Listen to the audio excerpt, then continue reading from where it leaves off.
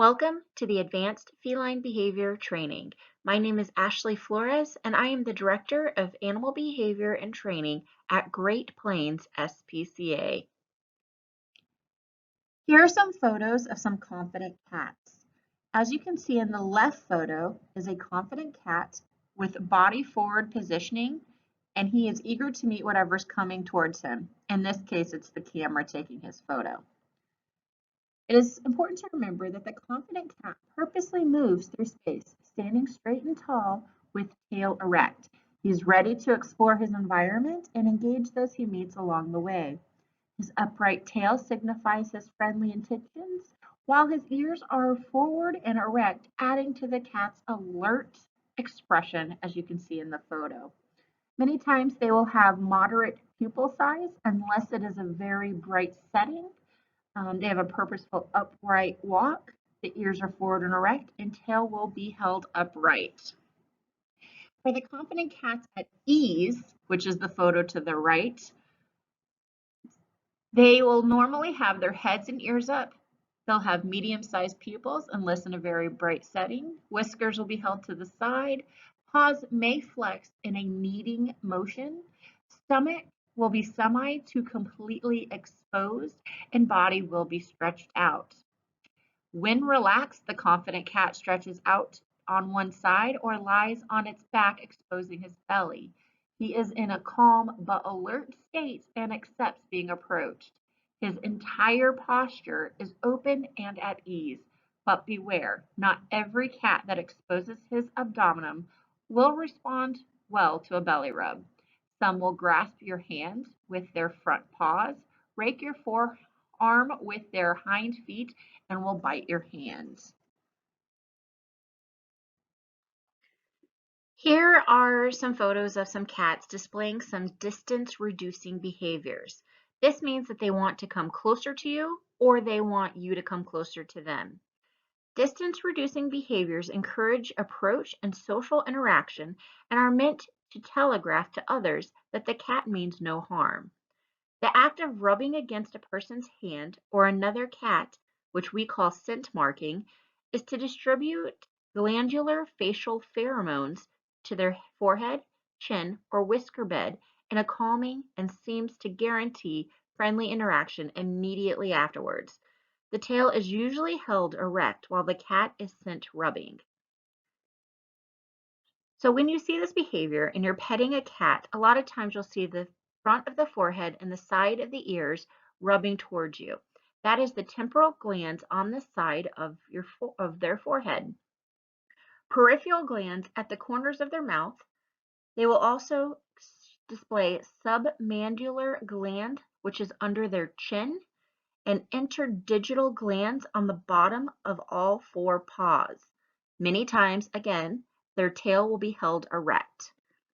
This is when you are being communicated that you are allowed to come and touch this cat and they are enjoying your presence. These are the behaviors that we want to see from a cat before interacting. Here are some photos of some anxious cats. If you see this behavior, this means that we need to go very slow with them and not engage until they're ready. If we engage before they're ready, there's a chance that we might get nipped. The anxious cat usually has a body which is hunched, the muscles are tensed, their ears can be swiveled sideways, and they usually have enlarged pupils. Their tail will be held close to their body, and it may flick out every once in a while.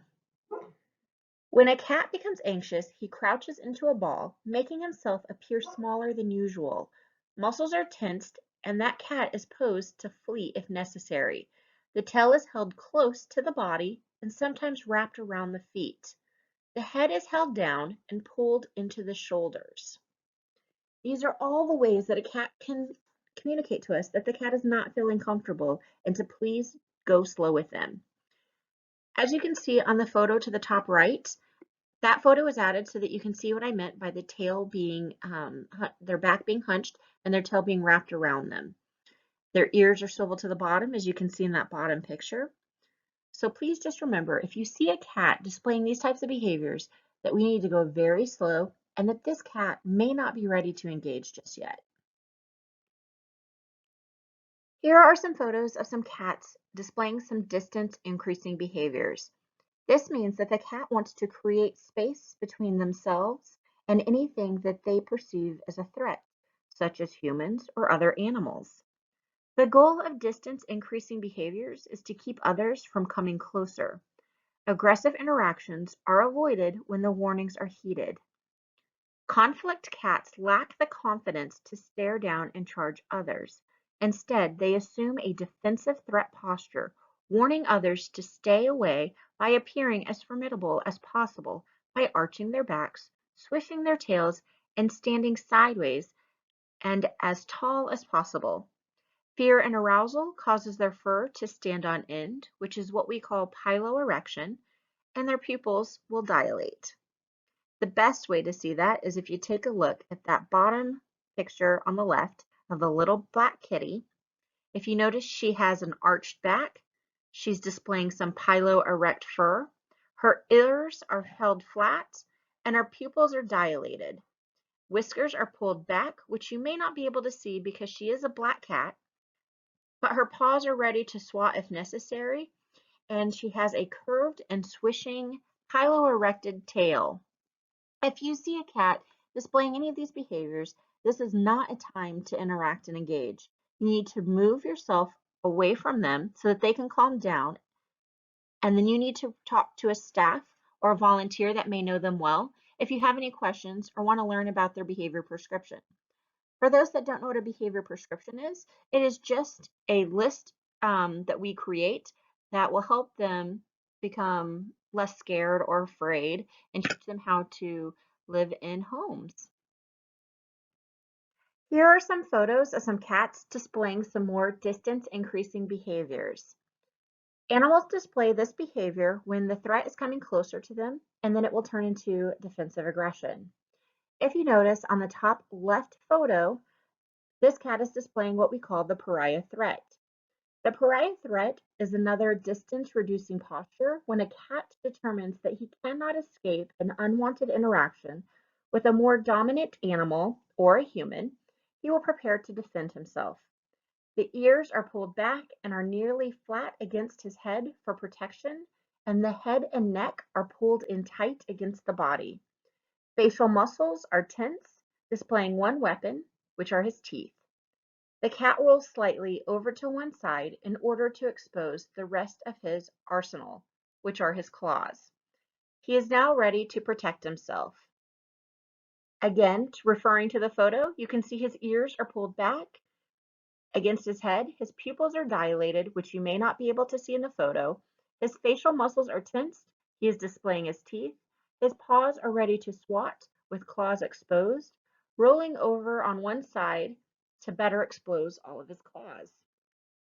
When you're seeing these types of behaviors, it is important that you do not engage or interact with this animal.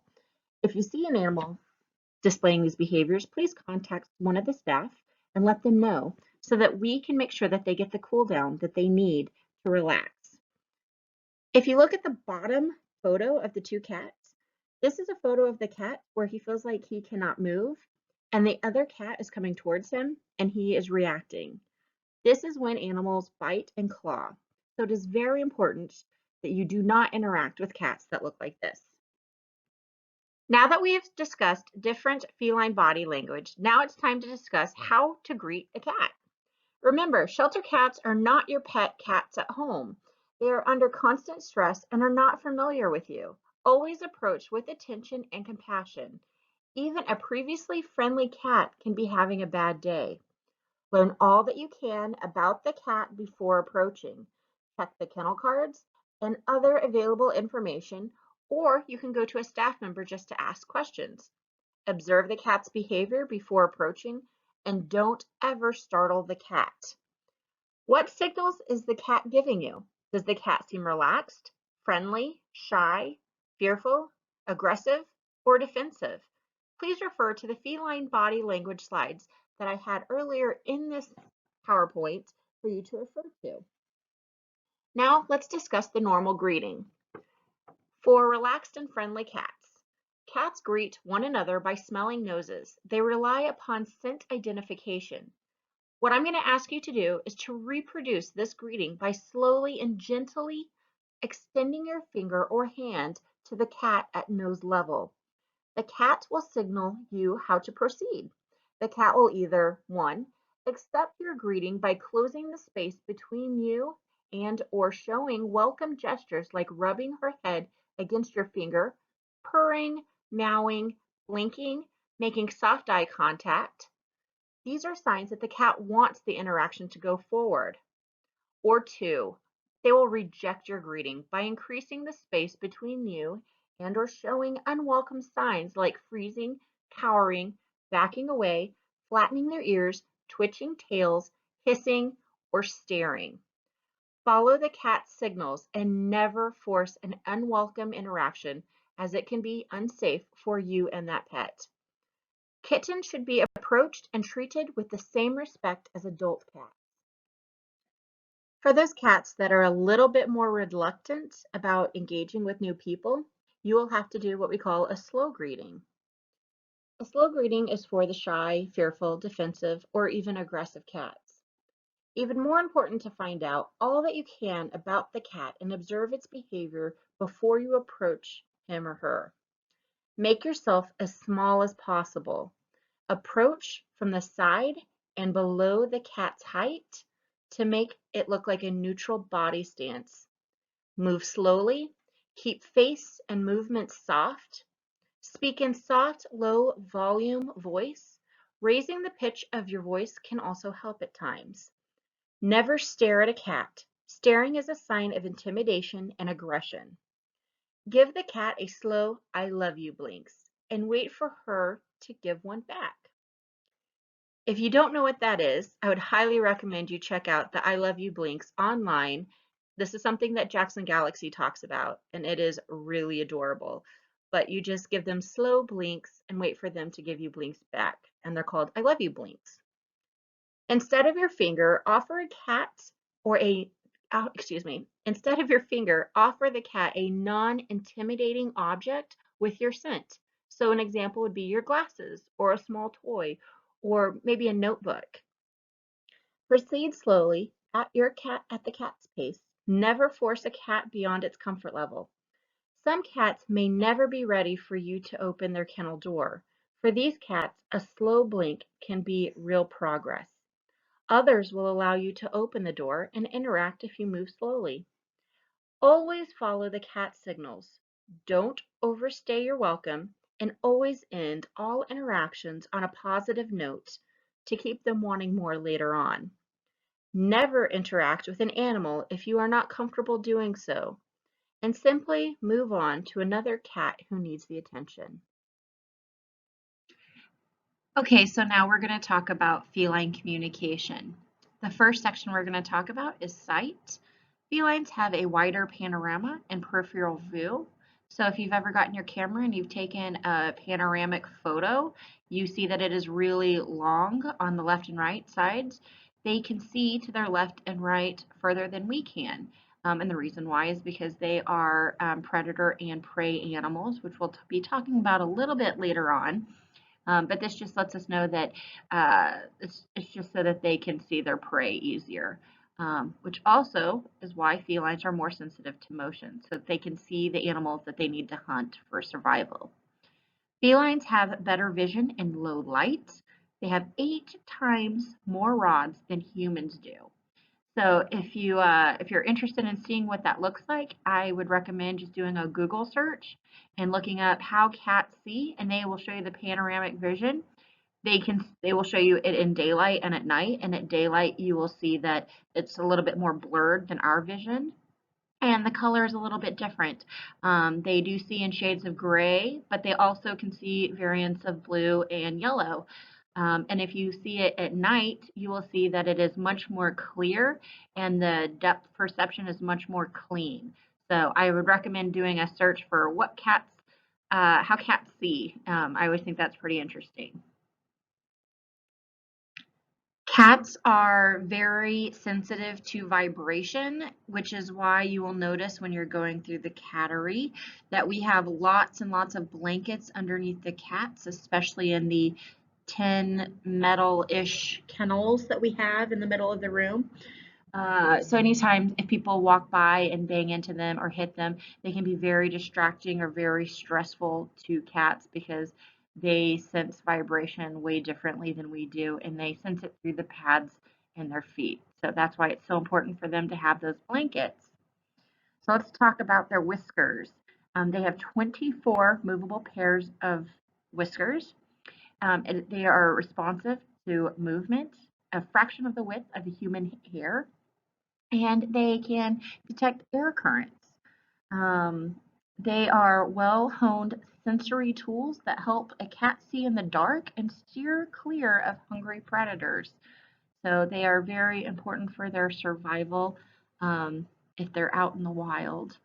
So I just happen to think that's pretty cool. Cats have super special hearing. They have directional hearing, which is kind of cool, which means they know where the sound is coming from. I put their hearing sensitivity chart on there for cats, humans, and for dogs, and you can see that it is actually higher and lower on the frequency for both cats and dogs. So I just thought that was really neat. So basically they can hear very, very well. They can actually hear electricity in the wall. And this is actually something that has happened before. We've had cats that are fixated to the walls and we didn't know why, and it was because they can hear something in the wall. They can hear electricity in the wall. They can hear, hopefully you don't have rodents, but they can hear rodents in the wall. So their hearing is very, very good, and this is a survival technique for them as they are predator and prey animals. So they have very, very good hearing. I mean, truly, they've got supersonic senses in all of their hearing, sight, and touch, vibration, and everything. So they're very well adapted cats. So as we're talking about their super senses, they also have super scent. Cats' noses are more times more sensitive than human noses. Cats have 200 million olfactory receptors in their noses. And to give you an idea, a comparison, humans only have 6 million. So they actually smell in layers, which is kind of cool. So when we smell a rose, we think, oh, this is a rose. This smells good. I like the smell of a rose. When they smell a rose, they think, this is a rose. And they smell again. Oh, this was cut in the morning. They smell again. Oh, there was another cat that was around this. They smell again. Oh, there's a cat that urinated in the soil. They smell again. So they learn a lot more through smelling than we do, and they can actually smell chemicals and pheromones on a much deeper level than we can. So this is a very fascinating for us to utilize for when we're using enrichments at the shelter. So part of our enrichment program is we do a lot of scent work for the cats because that is very exciting for them. So next we're going to talk about vocalization. I actually got this chart from one of the online veterinary websites that I follow a lot, and I just thought it was really cool that they had everything written out like this, so I just wanted to share this with you guys. So a normal meow, which is your classic meow, usually is just a hey there. Hey, how are you? What's going on? A purr, it usually is just letting you know that this feels good. Let's continue. This is what I like. However, purring can actually mean different things. So as you can see, it says rarely a sign of anxiety or illness, but that can be actually the case. They can do that as well during those times, and they have shown that the purring can actually help cats when they are feeling sick and can actually lessen anxiety. But it's not often that they use the purr for that, but it is one of the reasons. So purring is quite a unique thing, and they purr for actually many different reasons, but the one that we're most aware of, or the one that we probably see the most, is the one where they're content with whatever they're doing. A murmur or a trill, which is kind of like a thump kind of sound. It's a pet me. It's a soliciting for attention. Your growl, hisses, and spits. And for those that don't know what that sounds like, If you hear it, you will definitely know what it is.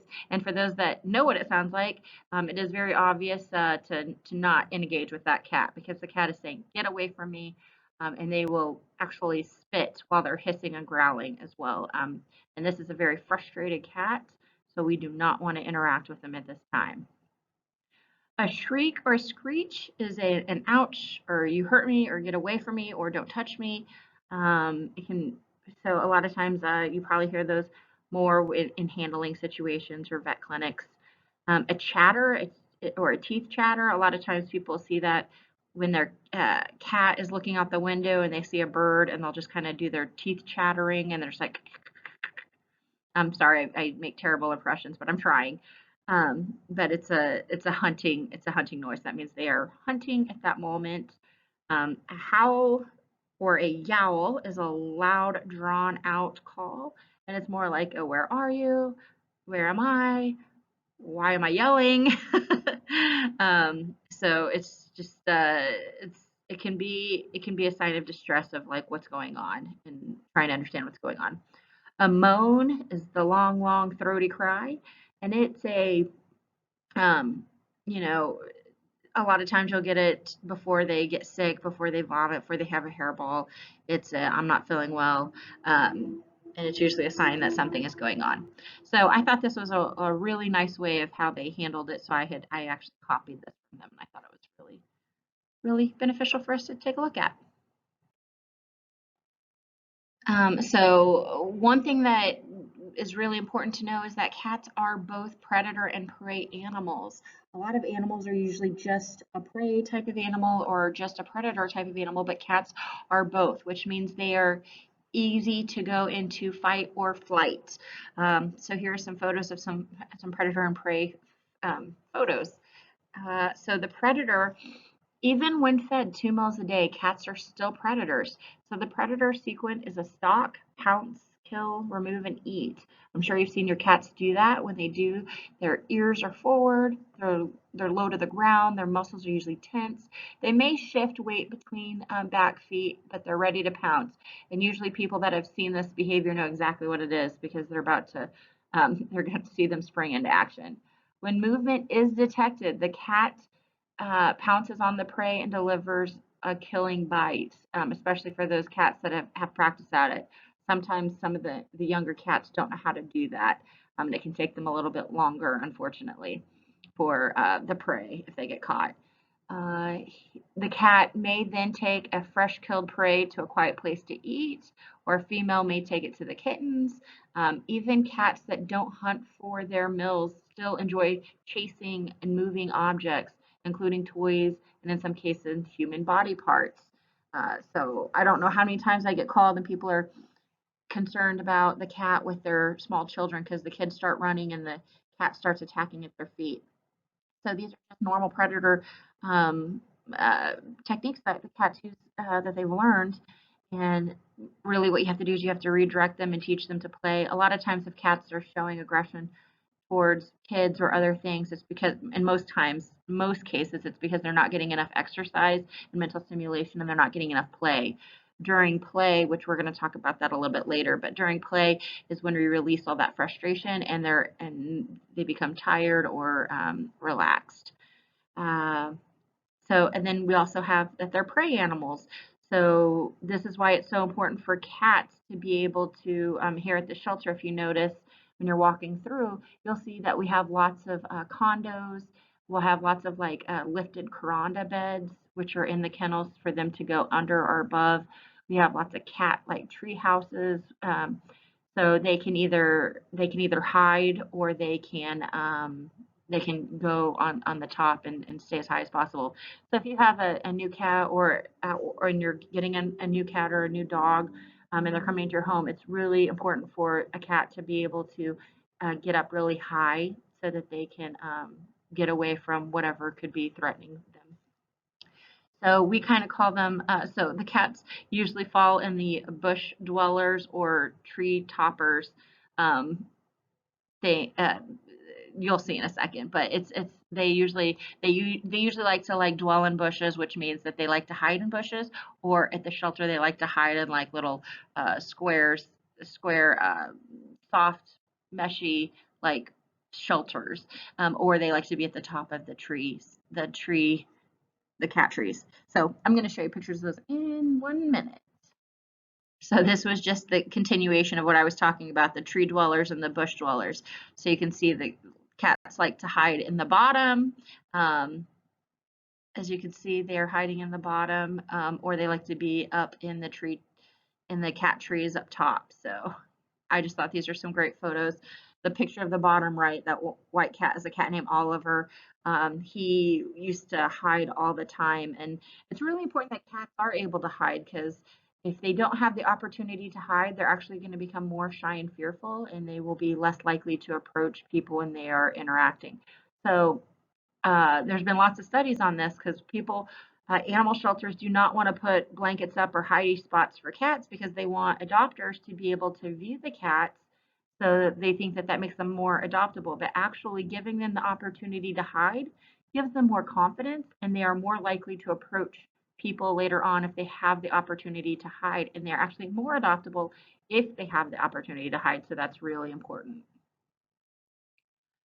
Okay, so we're going to be talking about cat fighting. Cat fighting is something that does happen at the shelter.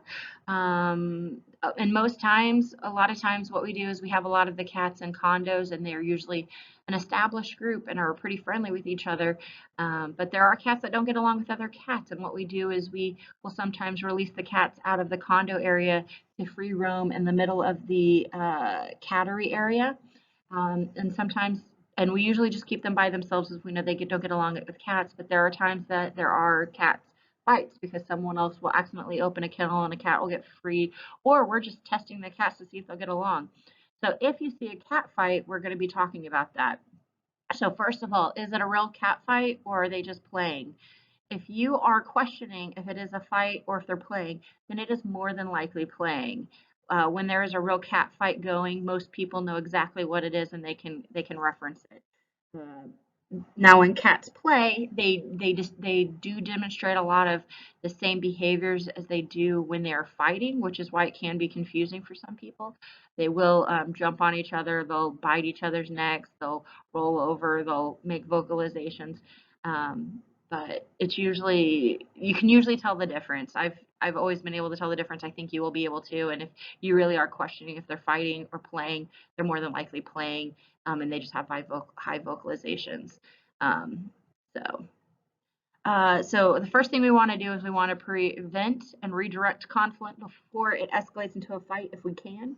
So a lot of times you're going to see cats staring each other down, hissing, spitting, growling, yowling, um, trying to claim different territories. So if you see that, what we want to do is redirect them and move them back into a different area. What I use is treats or toys, high value treats or toys, something really exciting for them. And a lot of times I will put like a blanket in between them so they can't see each other, to kind of distract them from the fight. So that's something you can do. So using any type of barriers to cut the stare downs with towels, beds, clipboards, coranda beds, chairs, tables. I mean, we've used everything. And then if there is actually a cat fight, some of the things that you need to really make sure that you're following along is, one, never, ever, ever use your hands. You will get bit.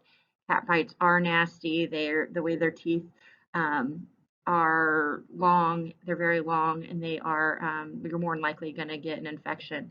So we get some pretty bad infections from cat bites. So please know never to use your hands. When there is a fight, you need to just make sure that you're using different items to keep them separate. After they have been separate, just try to, a lot of times we'll just keep an eye on them and try to keep them separate as much as possible, but we actually do not go in to pick them up. Picking up a cat when they're that frustrated and nervous, they're more than likely going to bite as soon as you pick them up. So we always recommend not picking up cats. So that's important. Always err on the side of caution and assume the cats are serious. Um, the aggressive cat will puff up a lot, so you'll see a lot of that. What they're trying to do is make themselves look bigger. They'll walk straight forward. They'll have a high body posture. So those are kind of just some of the things that you're going to see. But Always allow the fighting cats to settle down, allow onlooking cats to settle down as well. Seek assistance before handling a cat that has been in an altercation to make sure that you don't get a redirected bite or don't cause renewed aggression. Notify staff so cats can be checked for injury after they have been able to calm down.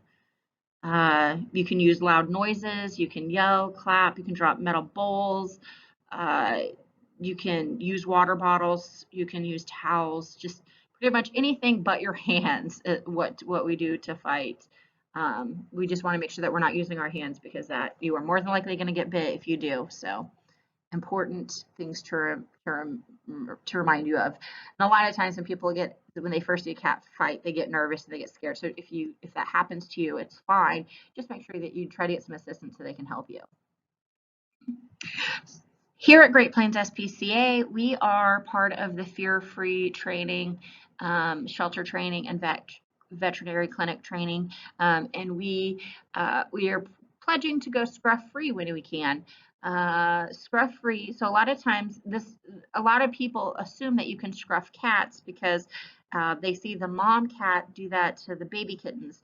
But what people don't realize is that as cats get older, their skin changes, and when they're being scruffed as adults, it actually is physically harmful for them, and it can hurt them and cause injury to a cat.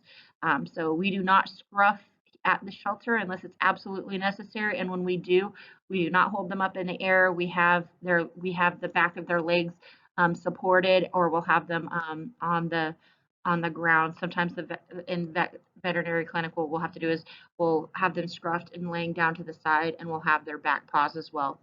But in most cases, we try to go scruff free because it causes so much stress and so much anxiety for cats. And a lot of times it actually just gives us a false sense of security because most of the times the cats get free and they can turn around and they still bite and nail us.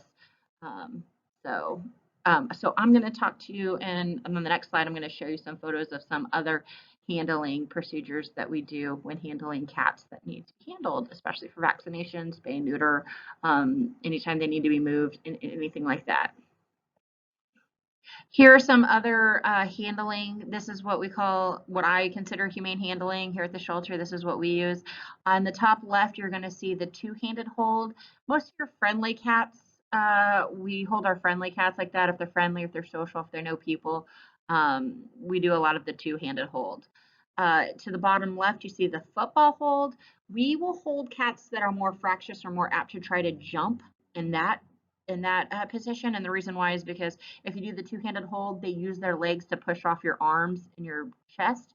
And if you have the football hold, their front legs are kind of dangling in front of them, so they don't have anything to get.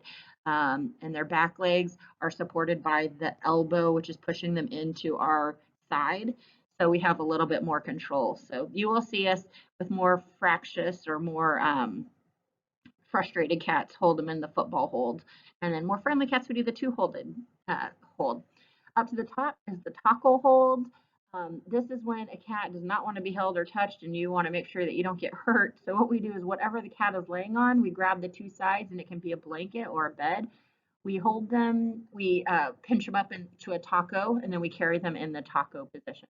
So that way, if they do try to get out or they're not hurting us with their paws, they're scratching and biting at the bed or the blanket and not at us. To the right, you see the snake hold. The snake hold is it is kind of a bit of a scruff with the back hands, but you have the two hands to control the head, and then you've also got the other hand underneath the belly or the body, supporting it to make sure that you have control of the head while you're doing whatever you need to do with the cat. And then my favorite way to handle cats is toweling, which is in the middle. Toweling cats and dogs as well.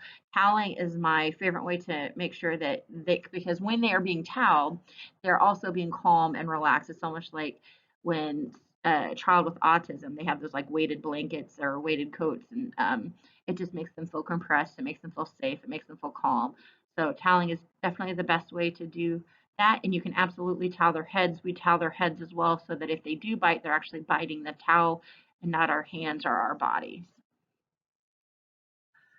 So as far as cats going in and out of the kennels, I wanted to share this because I see a lot of times people will try to push cats into the kennels, and that is not the appropriate way to do it.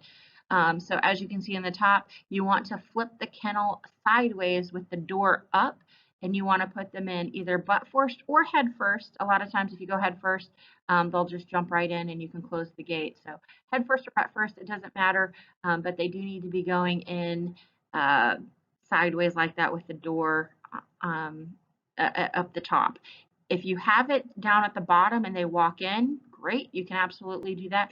But we should not be, the kennel should not be on the ground. We should not be forcing them to the side because then it's going to be easy for them to get out. Um, and then as for getting out of the kennel, all you got to do is open it and let them walk out on their own. And if they don't walk out on their own, you can open the kennel and then just lift it upside down so that gravity has them fall to the bottom so that they can come out like that. This is the more humane way of getting them in and out of a kennel. So we just want to make sure that we're making transporting cats as easy and friendly and as comfortable as possible for the cats. So these are our recommendations at the shelter. It's important to pay attention to overstimulation during play with cats at the shelter. There's a lot of times people will be petting cats and playing with them, and then the cat gets overstimulated and then they start to bite people. So overstimulation is very much a real thing for cats, and it is definitely something that needs to be watched out for. So paying attention to overstimulation in cats is important. You will see this by displaying squirmy behaviors. They'll seem to like want to be done with the behavior or walk away. If they're wanting to get away from you, let them go away. They're autonomous creatures. They have feelings, and they do get tired of the same petting.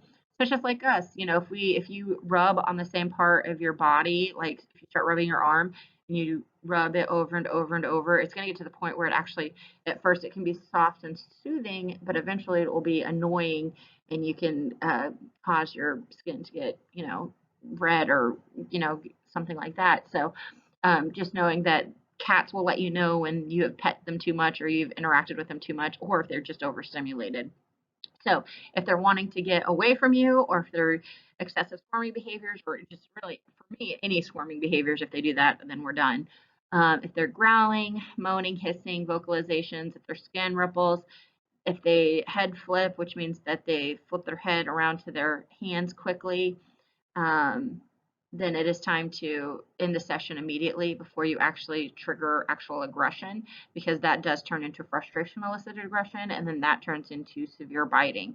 And we want to teach cats not to bite.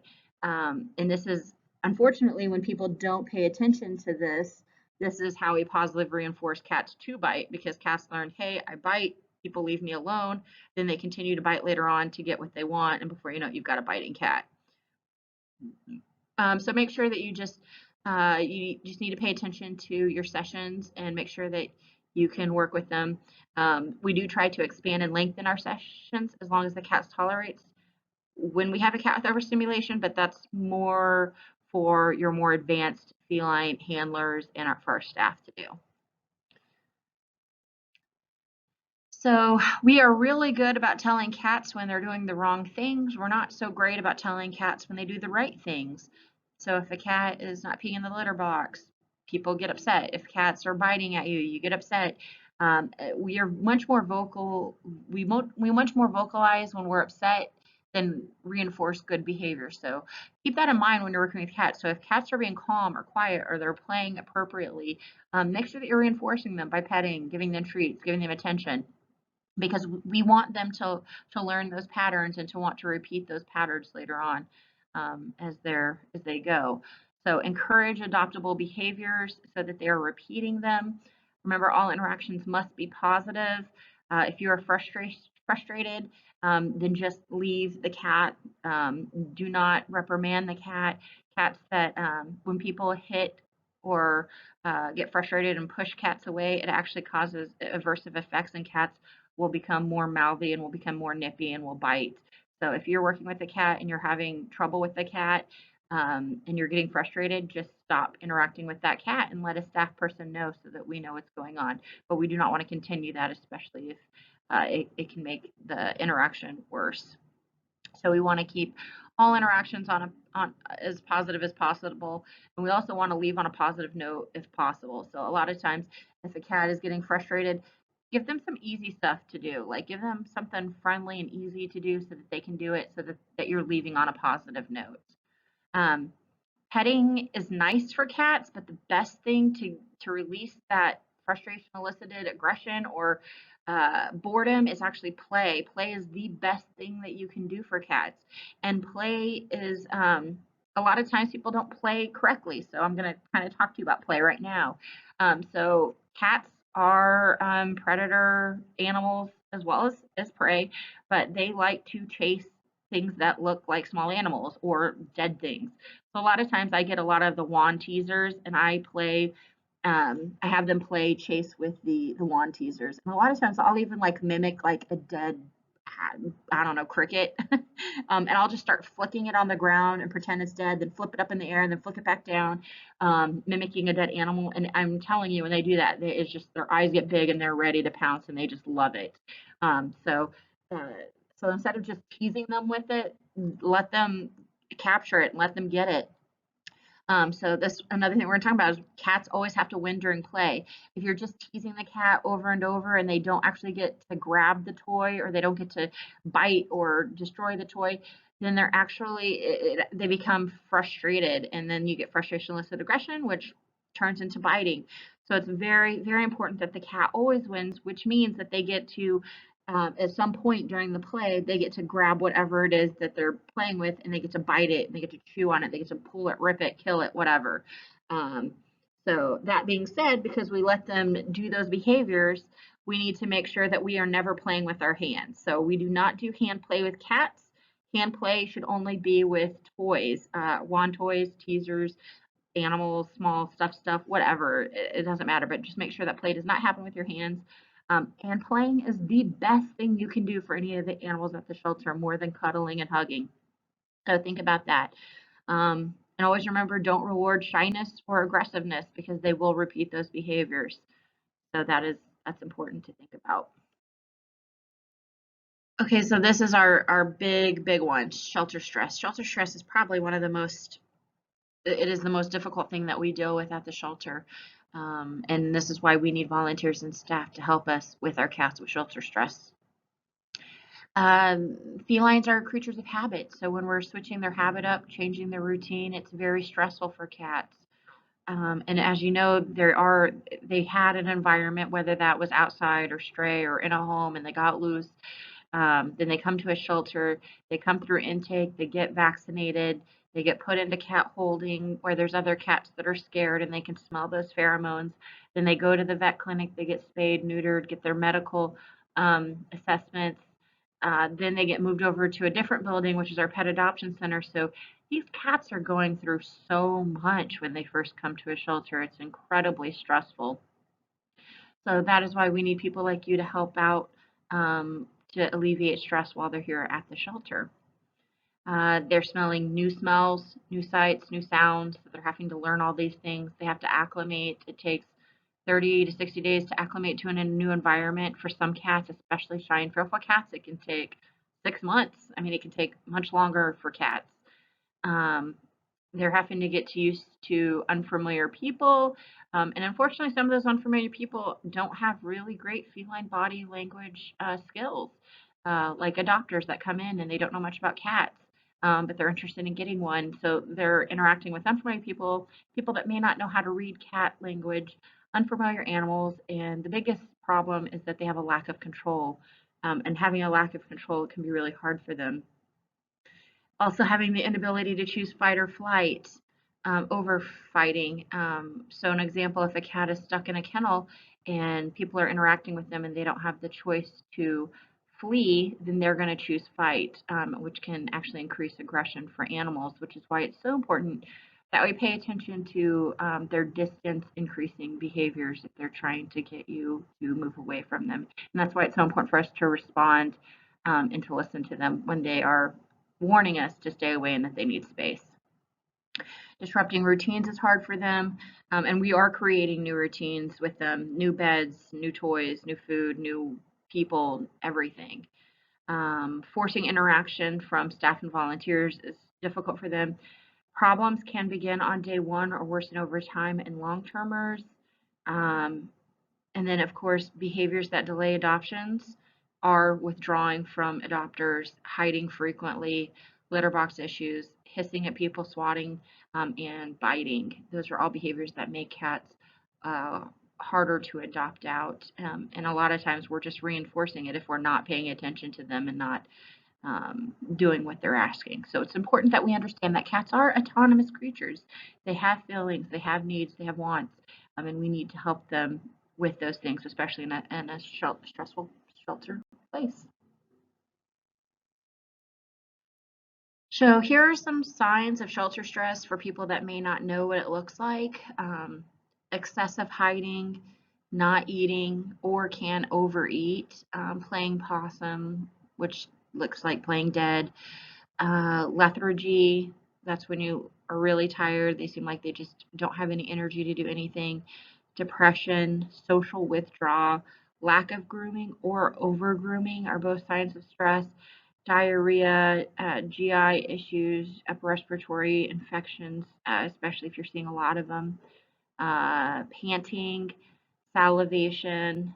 Um, Cats don't pant, so if you're seeing a cat panting, that's usually a pretty big sign that something's going on. It's not, well, I shouldn't say they don't, it's just not normal for them to pant. So when they're doing that, that's a pretty big red flag that something is wrong. Salivating, hypervigilance, dilated pupils, piloerection. Piloerection is just when their hair stands on end and they almost look like they've got their hackles up, is what that means. Twitching tails, ears and back and forth frequently. Now, if they're doing that during play or when they're hunting, that's a different situation. But if you're seeing those behaviors frequently and they're not hunting, that's a red flag. Um, Tons of vocalization. Now, some cats are just more vocalize more than others. So being cognizant of that is one thing, but increased vocalization in cats that are typically not very vocal is a red flag. And then obviously aggression, if any types of aggression that we're seeing. And just understanding that minimizing stress in the shelter is the most important component of any wellness program. So that is the biggest thing that we need to work on with our cats here at the shelter, and that is why we need your help. Okay, so we just talked about stress and the signs of seeing stress. Now, what do we do to help our animals, our cats, from being stressed in a stressful environment? And that is enrichment. We talked about all their super senses. They have super hearing, super sight, super smell, super vibrations, touch. So they have lots of things that we can enrich in their lives. And so some of the things that we do here at the shelters, we play soft music or videos on our televisions in the cattery, which some of them really enjoy. Some of them could care less, but it is a fun type of enrichment. Catnip is a lot of cats like catnip. Usually the kittens don't really like it. It's usually older cats that like catnip. You do have to be careful because if you're playing with catnip, sometimes cats can be competitive over catnip and start fighting, and it can cause aggression in some cats. But a lot of times, catnip is a great tool to relax and to play for the most part. Puzzle feeders, they're just a type of toy that you can hide food in certain different places, and you can, and basically the cat has to figure out how to maneuver the contraption to get the food out of the puzzle feeder. And it can be a lot of fun because cats are, they like to work for their food because they are predator animals as well. Calming collars, they're collars that go around their neck. We use there's some different kinds of them. I like the Adapto ones a lot. The only thing, a lot of people don't use them correctly, unfortunately. You have to make sure they're kind of tight because the heat from the cat's body is actually what triggers the release of the pheromone, and so they can smell and they can be calming. In most cases, it doesn't help cats, but help cats as far as making them feel better than they are, but it does help them from getting worse, if that makes sense. So we do use a lot of those. We do some of also the little feel away wipes is what we call. So they're little wipes, and we wipe them all over the kennels before we put their beds and stuff in, and that have some calming pheromones in that as well. Feliway is the brand that we probably use the most. Um, and they also have it in a spray, they have it in wipes, they have colors, they also have it in a diffuser. They've got it in a few different ways. Um, Stuffed animals are fun. Those are good touch games. Tactile, biting, stuff like that. They really like stuffed animals. T-touch, that is a therapeutic touching technique. Um, if there, you can read about it, but I mean, you actually have to actually do T-touch. You're supposed to be registered to be T-touch certified. It's usually for therapists. They have to go under different types of training, but you can look up some T-touch methods online. T-touch is absolutely wonderful because it teaches. First of all, it's therapeutic and it's massaging their bodies, and it also uses their bodies and nerves in a different way that they are used to. And so we've seen some really, really cool things with T-touch practices. So if you're interested in T-touch, definitely look online and learn more about that. Exercise is crucial. They need lots and lots of exercise, especially the younger they are. Mental stimulation is another big one. I always tell people that exercise and mental stimulation should go hand in hand. Exercise, if you think about it, if you go for a run and you're exercising, you actually, after at the end of your run, you're actually feeling better and you have more energy. And if you keep exercising a lot, you're building stamina, right? So the mental stimulation is actually what really tires animals, because they have to use their brain. So if you ever go to work and you're working on your computer and you're just like, I can't do this anymore, my brain is fried, because you've been working 8 hours on a computer and then you come home and you're like, I can't do anything, I'm just so tired. That's what mental stimulation is. It's working your brain. So games that are working their brain plus they're getting their physical exercise is a win-win for all animals at the shelter. Clicker training, yes, it's not just for dogs. There's tons of clicker training you can do. Cats are very food motivated. It's essentially the same type of training as you do for dogs. You get a clicker, you click when they're doing the right things, and then they get rewarded. Stroller walks are great. If we do have strollers that you can put, they're cat strollers specifically so that the cat can't get free from the stroller when they're going on walks. So some people will do that out in the front area. Just make sure and mindful that first of all, you need to talk to a staff to make sure that they know that you're doing it. And second of all, you just need to make sure that you're in areas away from dogs, so that the cats aren't scared. We want stroller walking to be pleasurable and fun things for the cats, not something that's scary and something that they are going to hate. Agility, same way with the clicker training. Agility training is basically getting the cat to move and do different things for food or treats that they like. High value treats, usually fish, fish or something stinky. So anything that's high value is something that they just really, really like. And making sure that they have lots of places to hide, because remember we talked about bush dwellers and tree dwellers. Hiding is crucial for cats and their health. So we need to make sure they do that. And then, of course, lastly is sleep. They need lots and lots of sleep. We do have some other types of enrichments. So if you're interested in learning about those or how to make them or how to do them, talk to your feline care staff and they will help you, because I know that they're always looking for help from people to help create new items and enrichment items for them. And they have lots of little, like putting peanut butter in some eggs or, stuff like that. Well, tuna and eggs and, just a bunch of different stuff. So definitely get involved with that. We'd love to have your help. Here are a bunch of sources that I've cited and I've used. Some of the pictures came from the ASPCA online feline webinars, stress reductions. A lot of the information I got was from here. If you're interested, definitely please check out those sites. They're really great ones. Sophia's Yen's low stress handling for dogs and cats. That's where we got all the toweling techniques. Sophia Yen is just amazing, and she even has this huge book on behavioral pharmacology and medicine, and it is just fabulous. So I highly recommend checking out any of these sources if you're interested in learning. And then, of course, fear-free shelters. I talked about that. That is something that our shelter is participating in, and we are very much an avid supporter of. So check that out if you're interested. And you can actually do a free training session. They've got webinars where you do a bunch of different modules, and you can become fear-free certified yourself as a volunteer of the shelter. So I highly recommend doing it if you want to. I want to thank you guys for hanging out with me for the last hour and learning about cats. I hope you enjoyed it. If you have any questions about advanced feline behavior, please feel free to email me. My name is Ashley Flores. I'm the Director of Animal Behavior and Training here at Great Plains SPCA. My email address is aflores@greatplainspca.org. As you can see at the bottom of this slide, if you need to write it down. And we very much look forward to working with you.